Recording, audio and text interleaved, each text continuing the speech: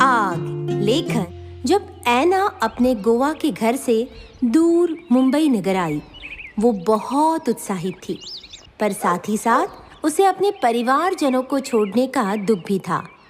उसके चाचा, उसकी दादी, उसके दोस्त और सबसे ज्यादा मांडो एक गंभीर किस्म का कुत्ता था, जो सारा दिन बड़े ही आराम से ऊँघता था।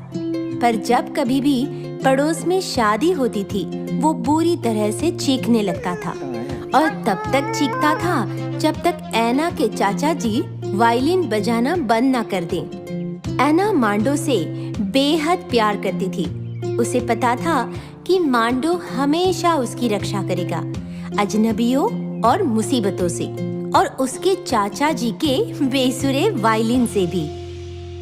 मुंबई एक बेहद शोरगुल वाला शहर है। पक्षियों की चहचहाट, चर्च की घंटी और अपने गांव की आवाज़ों की ऐना को याद आती। सिर्फ एक ही ऐसी चीज़ थी जिसकी उसे बिल्कुल भी याद नहीं आती, और वो था उसके चाचा जी का वायलिन बजाना।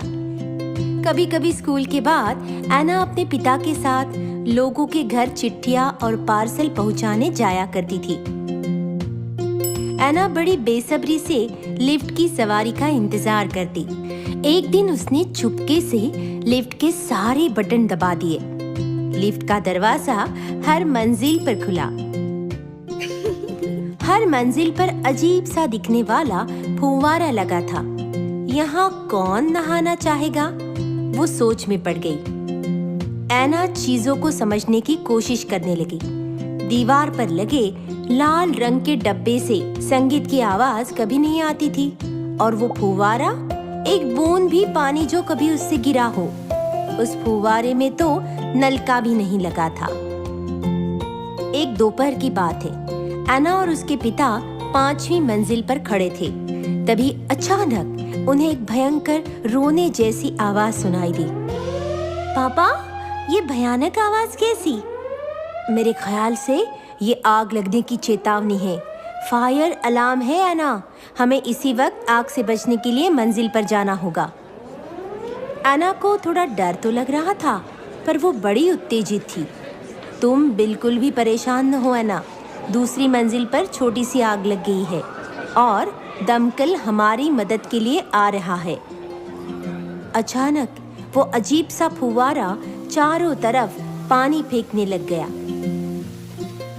ओह, और उस कोने में कौन तुपका बैठा है? मंजू अज्जी का छोटा सा बिल्ली का बच्चा। वो पानी और आग से बेहद डर गया था। उस निस्सहाय छोटे से बिल्ली के बच्चे को देखकर अचानक ऐना के अंदर साहस आ गया और वो उसकी मदद के लिए दौड़ पड़ी। अब जब उसके अंदर हिम्मत आ गई थी, उसने अपने पिता से पूछा, ये फुव्वारा कैसे चल गया पापा? ये आग बुझाने वाले फुव्वारे हैं ऐना। जब कभी भी आग लगती है, ये अपने आप चल पड़ते हैं। पर इनका नलका कहाँ है पापा? उसने दोबारा पूछा। ऐना के पिता ध्यान से फुव्वारे की तरफ देखने लगे। उन्हें भी अंदाजा नहीं था। यहाँ कोई नल नहीं है ऐना, मंजू अज्जी ने कहा।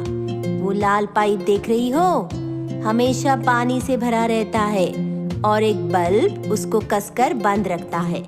जैसे ही आसपास आग लगती है, ये बल्ब गर्माहट से फूट जाता है और पानी फुव्वारे के रास्ते बाहर आ जाता है। हाँ, अच्छा, पापा ने कहा, जिन्होंने अभी कुछ सीखा था।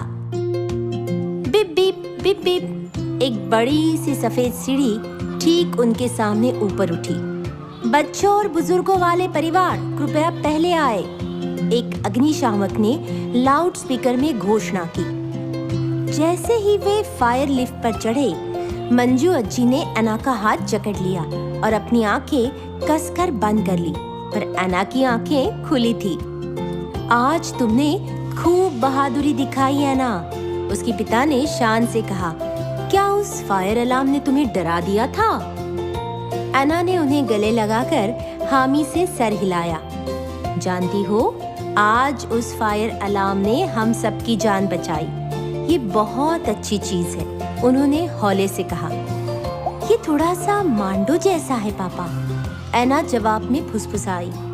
उसके पिता को उसकी बात समझ नहीं आई।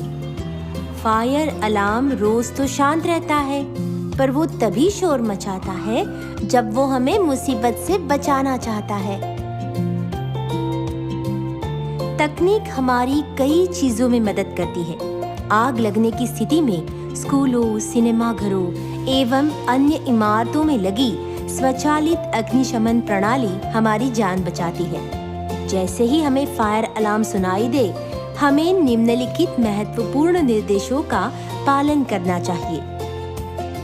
धीरे से उठकर अपने सबसे नजदीकी निकास द्वार यानी फायर एग्जिट की तरफ चलकर जाएं। लिफ्ट का इस्तेमाल ना करें, क्योंकि आग लगने की स्थिति में लिफ्ट में आप फंस सकते हैं।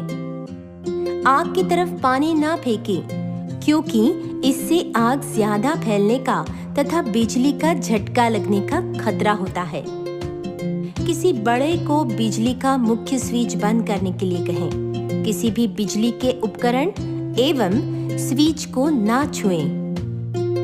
भागे नहीं, क्योंकि भागने से आपके फेफड़ों में ज्यादा धुआं जाएगा और दुर्घटना एवं भगदड़ होने का भी डर है। इसलिए भागे नहीं, तेज चले। अगर हो सके तो अपने मुंह को गीले तौलिए से ढक लें।